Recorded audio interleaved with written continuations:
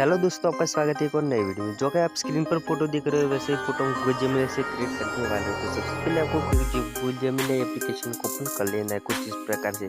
फिर आपको प्लस वाले आइकन पर क्लिक करके फोटोज में जाके आपको गैलरी में से अपना कोई भी एक फोटो ले लेना है कुछ इस प्रकार से। फिर आपको यहाँ पे अपना प्रॉम्प्ट पेस्ट कर देना है जो कि डिस्क्रिप्शन में दिया हुआ है। वहाँ से आप कॉपी कर लो और यहाँ पे आके पेस्ट कर लो और ये एरो पर क्लिक कर दो।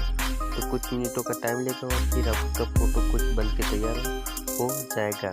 और अभी तक आपने वीडियो को लाइक नहीं किया तो वीडियो को लाइक कर दीजिए और चैनल को सब्सक्राइब करना मत भूलना। तो गाइस देख सकते हैं कि हमारा फोटो कुछ इस प्रकार से बन के तैयार हो चुका है, देख सकते हैं। तो मिलते हैं नए वीडियो के साथ और चैनल को सब्सक्राइब करना मत भूलना।